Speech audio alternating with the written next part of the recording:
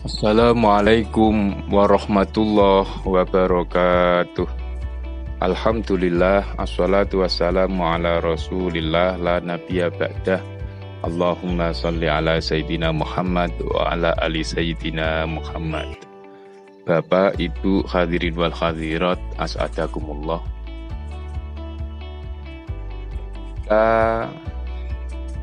Anak-anak kita masih usia 5 atau 6 tahun, itu mereka kita ajari puasa beduk atau puasa zuhur.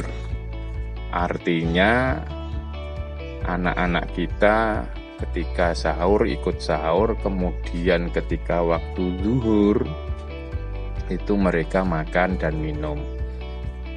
Setelah dirasa cukup, mereka melanjutkan puasa lagi sampai maghrib. Bila ada seperti ini, itu jangan dikatakan sebagai aliran sesat. Misalnya puasa Ramadan itu kan mulai dari terbitnya fajar shodiq atau subuh sampai maghrib, tenggelamnya matahari. Ini kok ada model puasa zuhur. Itu namanya fiqhud dakwah. Jadi dioleh-oleh para kiai ya, karena mendidik anak agar cinta Islam, agar cinta terhadap ibadah-ibadah yang memang diwajibkan di dalam Islam, caranya seperti itu. Jadi bukan sebagai aliran sesat. Atau anak-anak kecil yang oleh bapaknya ya, karena laki-laki ya, itu diajak Jumatan, padahal dia usianya baru mungkin 2,5 atau bisa jalan.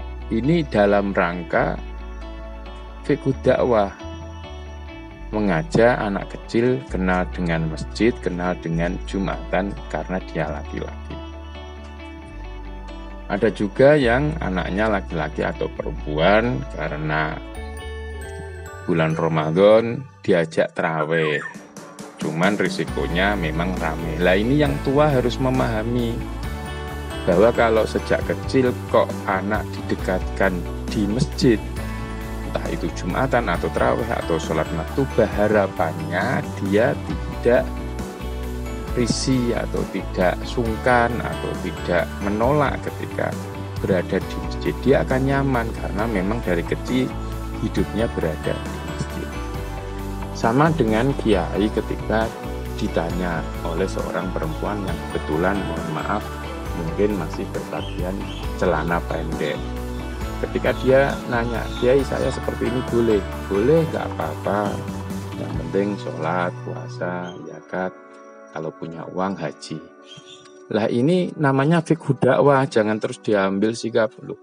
Kiai kok mendukung porno aksi atau pornografi, bukan itu fiqh dakwah namanya. Nanti kalau dia sudah senang sholat, senang puasa, zakat termasuk haji, nanti dia akan dengan sendirinya akan malu kalau tidak menutup aurat secara lengkap. Misalnya ada ilustrasi bagus, suatu ketika ada seorang santri yang ya mungkin bahasanya dia itu dosanya banyak gitulah.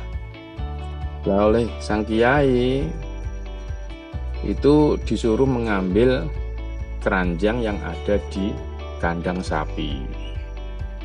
Kiai bilang, "Le, itu ambil air pakai keranjang itu." Lah santrinya kaget karena keranjangnya bolong-bolong dan banyak letongnya, karena memang itu sebenarnya untuk mengangkat atau membuang letong kotoran sapi. Karena si santri ini patuh, kemudian dia ke sungai ya, diangkat, ya otomatis keranjangnya tidak akan terisi air. Tapi apa yang terjadi setelah dilakukan berkali-kali? Dengan sendirinya keranjang menjadi bersih. Kemudian ketika tahu keranjang itu sudah bersih dari kotoran sapi, sang kiai memanggil, "Le, kesini. Kamu tahu bagaimana tadi keranjang itu?" "Tahu Kiai, banyak letongnya, banyak lemihnya, banyak kotoran sapi. Sekarang sudah bersihlah, itulah. Kalau kamu, meskipun tadi kamu katakan merasa banyak dosa, banyak salah, kalau kamu sholat, istighfar, sedekah, puasa, insya Allah juga akan menjadi pelebur dosa-dosamu. Demikian yang bisa saya sampaikan, kurang lebihnya mohon maaf. Wallahu a'lam bishawab. Assalamualaikum warahmatullahi wabarakatuh.